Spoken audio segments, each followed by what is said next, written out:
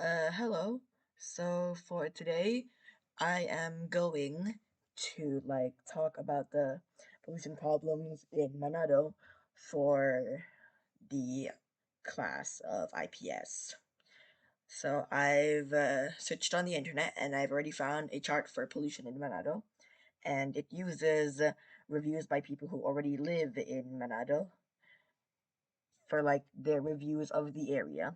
So you can go to this website over here and then put your own data for Manado. But we're just going to review the data here, and it sees that the last update is on November 2021, which is this month, surprisingly, with 4 contributors. And as you can see, it's a pretty bad or meh situation. The air pollution is moderate, and while drinking water pollution is quite low, there is a high dissatisfaction with the garbage disposal with 75%. Dirtiness and untidiness is a moderate 50%, as along with noise and light pollution. However, water pollution is also high at a 68.75%, which is quite high considering how water pollution can affect the quality of drinking water and your health too.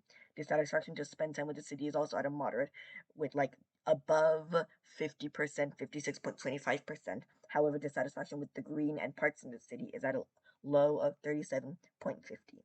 If we would improve the rates of these things, we could improve the quality of Manado City and make people want to spend more time here.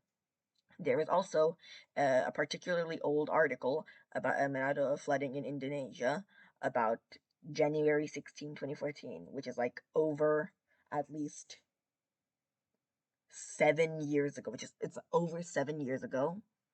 And I vaguely remember being in this flood, I was in Tagala, and then I just saw the water rising and then had to go upstairs, and it just stayed there for a really, really long time. But basically the point is the landslides and flooding in Sulawesi killed 16 people and displaced around 4,000 people. Uh Also, a bunch of people were also affected in the floods in Jakarta and had to take refuge in 20 temporary shelters. This is a picture of the flooding in Manado on January 16, 2014. As you can see, it's a pretty bad flood. And this was I think during the time the president wasn't Jokowi, and it's just Susila Bambang Yudhoyono. Yudhoyono. Man, I really suck at pronouncing his name. But this was the president before Jokowi, and he's been asking to take immediate disaster migration measures in the natural calamities area.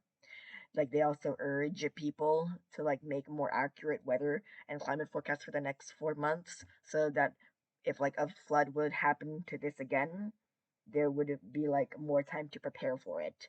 That is all for my review on disasters and like different ratings of Manado's pollution, disasters, what caused it, and all of that.